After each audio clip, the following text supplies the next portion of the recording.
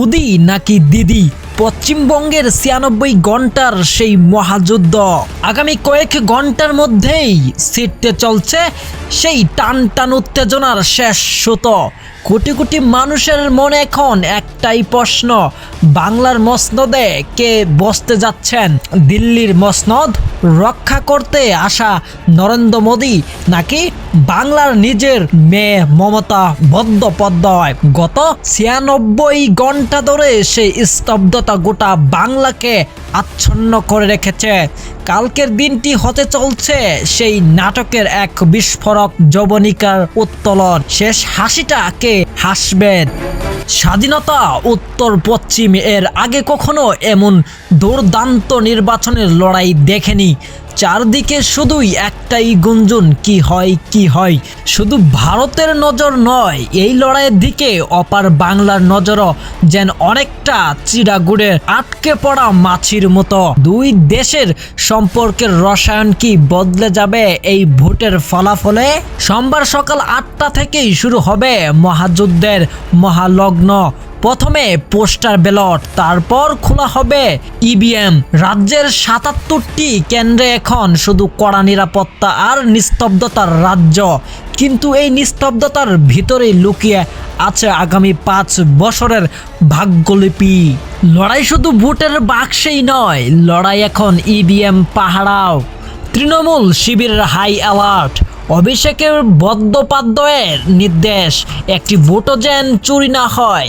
গণনা কেন্দ্রের বাইরে 5000 করে কর্মীকে সজাগ থাকতে বলছেন মমতা বন্দ্যোপাধ্যায়। অন্যদিকে বিজেপি শিবিরের বইছে পরিবর্তনে হাওয়া, যদিও তাদেরও তৎপরতা কিছুটা শান্ত, কারণ তাদের ভরসা কেন্দ্রীয় বাহিনী আর নির্বাচন কমিশনের উপর। বিজেপি নেতারা মন্দির মসজিদে প্রার্থনা করছেন আর দলের নারী কর্মীদের পাঠিয়েছেন স্ট্রং রুম পাহারার বড় দায়িত্ব দিয়ে। তৃণমূলের অভিজ্ঞতার বিরুদ্ধে বিজেপির নতুন উদ্দীপনা, কে জিতবে শেষ পর্যন্ত? দেশের নামি দামি সংস্থাগুলো যেন এবার থমকে গেছে। সিভোটার হক বা এক্সিস মাই ইন্ডিয়া, কেউ নিশ্চিত করে কোনো নাম বলতে পারছে না। লড়াইটা এখন বহুমুখী। একদিকে মোদির ম্যাজিক আর পরিবর্তনের ডাক, অন্যদিকে মমতার লক্ষ্মীর ভান্ডার বা পায়ের দেওয়ার রাজনীতির উপর মানুষের ভরসা।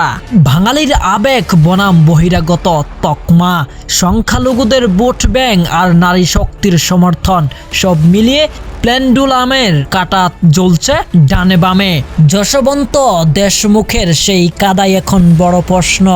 সরকার বিরোধী হওয়া কি মমতার আকাশচুম্বী জনপ্রিয়তা আর সংখ্যালঘু নারীর জোটকে টপকে যেতে পারবে?